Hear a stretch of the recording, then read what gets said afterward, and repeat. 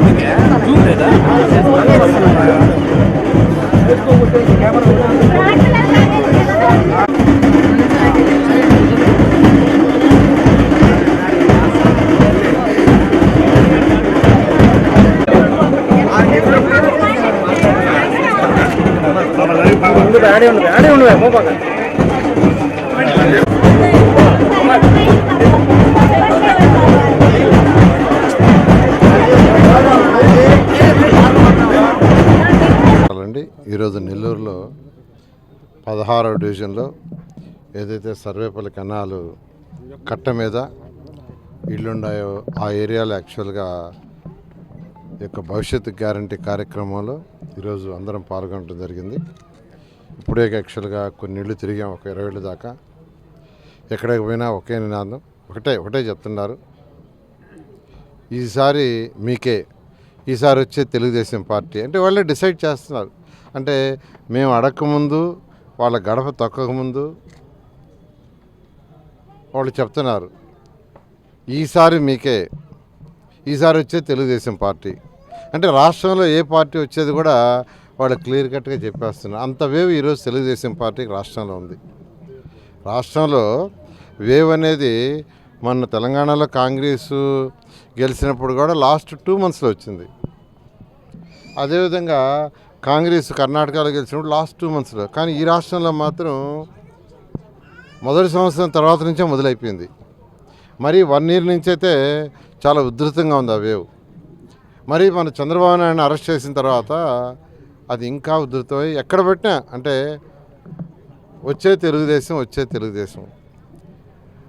మన టౌన్లో, మన జిల్లాలో లేదా మన రాష్ట్రంలో 13 జిల్లాల్లో కాదు, ఈ యొక్క మాట, ఈ యొక్క వచ్చే తెలుగుదేశం అనేది పక్క రాష్ట్రాలైనటువంటి తమిళనాడు, కర్ణాటక, తెలంగాణ, మహారాష్ట్ర, ఒరిస్సా ఇట్లా పక్క రాష్ట్రాలన్నింటిలో కూడా అదే డిస్కషన్. అంటే తెలుగు వాళ్ళు అక్కడ ఎవరైతే ఉండారో వాళ్ళ మధ్య డిస్కషన్ జరుగుతుంది.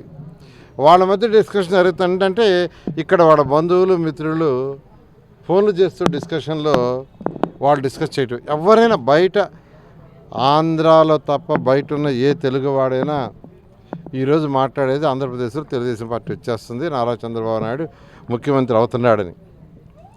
అంటే బయట వాళ్ళ యొక్క టాకే ఫైనల్గా జరగబోయేది. ఎందుకంటే ఇక్కడున్న వాళ్ళ బంధువులు మిత్రులు వాళ్ళతో మాట్లాడుతూ ఉంటారు, రోజు వారానికి ఒక రోజు. ఆ మాటల్లో డిస్కషన్లో ఇక్కడ ప్రజలు ఏమనుకుంటున్నారో అది వాళ్ళకి క్యారీ ఫార్వర్డ్. కాబట్టి 100కి 100 పాళ్ళు అత్యధిక మెజారిటీతో వచ్చేది పార్టీయే. ఎన్ని సీట్లు? 170 175 లేకంటే ఆయన అంటున్నాడు కదా వన్ సైడెడ్ గేమ్ అని. ఆ వన్ సైడెడ్ గేమ్ ఈసారి జరిగేది. అయితే జగన్మోహన్ రెడ్డి గారు అనేక తప్పులు చేశాడు. సీఎంగా పరిపాలన సరిగా సాగించాల. పరిపాలన అంటే పేదలు నిరుపేదలకి సంక్షేమాలు చేయాలి, వాళ్ళ అభివృద్ధిని కూడా కాంక్షించాలి. సంక్షేమాలు ఇచ్చేసి ఊరుకుంటే కాదు, వాళ్ళకి స్మాల్ స్కేల్ ఇండస్ట్రీస్ లాంటివి పెట్టించాలి, వాళ్ళ యొక్క ఆదాయాల్ని పెంచాలి, ఆదాయాన్ని పెంచే విధంగా చేయాలి. అదేవిధంగా యువత ఎవరైతే ఉంటారో వాళ్ళ ఆదాయం పెరిగేటట్టుగా చేయాలి.